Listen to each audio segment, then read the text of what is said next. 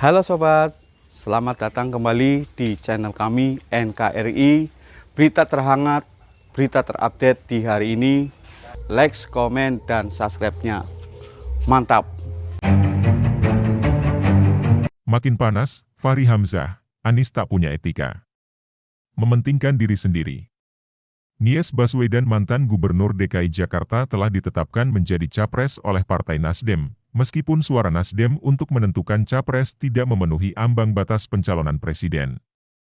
Tetapi Nasdem tetap pede karena yakin akan berkoalisi dengan Partai Demokrat dan PKS.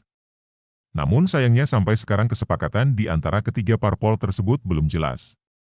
Masing-masing masih ulur tarik dengan kepentingan sendiri-sendiri.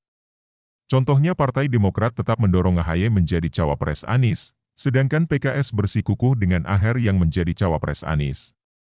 Karena kepentingan-kepentingan politik tersebut sampai sekarang ketiga parpol tersebut masih belum sepakat untuk berkoalisi. Jadi pencapresan Anies pun kini menggantung bak layang-layang yang ditarik ulur, apakah akan terus melayang atau putus di tengah jalan. Anies memang seorang oportunis. Dari ikut konvensi Partai Demokrat, setelah gagal kemudian ikut dengan Pak Jokowi.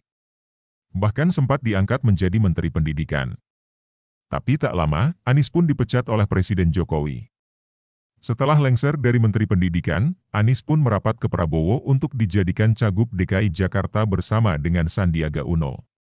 Di mana ada kesempatan dirinya yang penuh ambisi itu untuk menduduki jabatan penting, Anies tak untuk merapat. Karena ambisinya yang menggebu-gebu itu, Anies menjadi orang yang tidak punya etika. Mendapatkan yang baru dan membuang yang lama. Seperti kacang melupakan kulitnya. Dan inilah yang dikatakan oleh Fahri Hamzah bahwa Anies tak punya etika politik.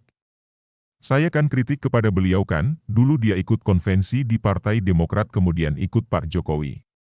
Saya tidak tahu ada apa beliau dengan Partai Demokrat dan Pak Jokowi kemudian, tapi setelah dia selesai dari DKI Jakarta, dia seharusnya ada proyek dengan Pak Prabowo, harusnya dia kan datang ke Pak Prabowo dulu kan terima kasih semua sudah selesai amanahnya, dan selanjutnya kita bahas lagi, ucapnya, dikutip Kamis, 8 Desember 2022.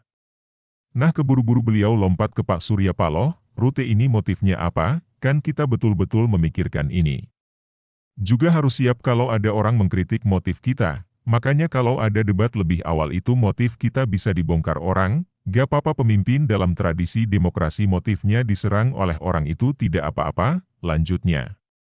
Seharusnya, kata Fahri Hamzah sebelum Anies merapat ke Surya Paloh dirinya harus mohon pamit ke Prabowo dulu menyampaikan bahwa dirinya sudah memenuhi kewajiban sebagai Gubernur DKI Jakarta serta berterima kasih kepada Prabowo yang telah mengantarnya menjadi seorang gubernur. Tapi apa yang dilakukan oleh Anies? Jangankan berterima kasih kepada Prabowo, bahkan dirinya pun tidak pamit kepada Prabowo, seakan-akan Prabowo itu tidak berarti apa-apa baginya. Langsung lengket dengan Surya Paloh dan tak memandang Prabowo sekalipun. Sikap dari Anies inilah yang membuat Fahri Hamzah kecewa.